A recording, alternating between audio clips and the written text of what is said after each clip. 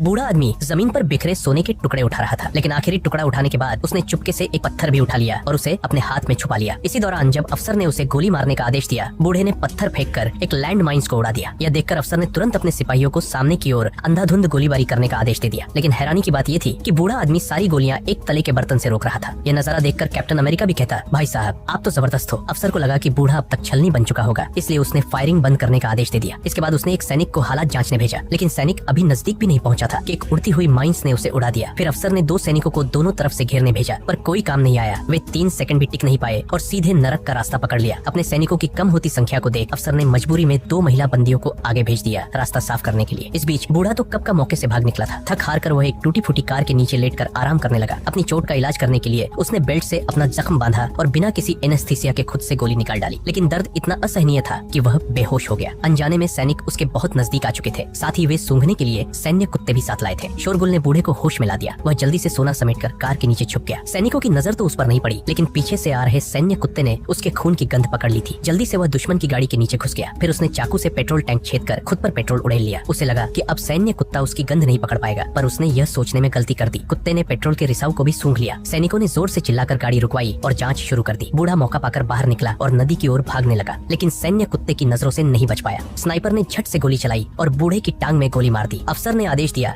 कि बूढ़े को जिंदा पकड़ा जाए और कुत्ते को छोड़ दिया। कुत्ता तेजी से दौड़ता हुआ उसकी ओर बढ़ा, लेकिन बूढ़े ने बिल्कुल ठंडे दिमाग से माचिस जलाई और अपने शरीर पर पेट्रोल को आग लगा दी। कुत्ता डर के मारे वहीं रुक गया। बूढ़ा जलते हुए नदी की ओर भागा। सैनिकों ने उस पर ताबड़तोड़ फायरिंग की, मगर वह फिर भी नदी में कूदने में सफल रहा। सोने के भार से वह जल्दी से नदी के तल में डूब गया। तैरना न आने के कारण सैनिक उसे पकड़ नहीं सके, लेकिन आधे घंटे के भीतर ही बूढ़ा पानी के नीचे ऑक्सीजन खत्म होने से ऊपर आ गया। जैसे ही वह सतह पर निकला, स्नाइपर ने उसे गोली मार दी। लहूलुहान पानी देखकर अफसर ने गोताखोरों को सोना निकालने भेजा, पर जैसे ही गोताखोर नीचे गया, बूढ़े ने उसकी गला काट दी और उसकी ऑक्सीजन खुद ले ली। नाव पर मौजूद सैनिक खून देखकर डर के मारे कांपने लगे। फिर भी अफसर के आदेश पर उन्हें पानी में कूदना पड़ा, पर 2 सेकंड भी नहीं हुए थे कि पानी फिर से लाल हो गया। डर से कांपते सैनिक भागने लगे, पर उनमें से एक को अपने ही आदमी ने गोली मार दी। हैरत की बात यह थी कि गोली लगने के बावजूद नाव चलती रही। स्नाइपर ने भारी मशीन गन से फायरिंग कर दी, लेकिन बूढ़ा इस बार फिर मरे हुए सैनिक का सहारा लेकर बच निकला। अफसर लाचार खड़ा सब देखता रहा। इसी बीच बूढ़े का कुत्ता भागता हुआ वापस आया। अफसर को उससे बूढ़े का पता लगाने का नया तरीका सूझा।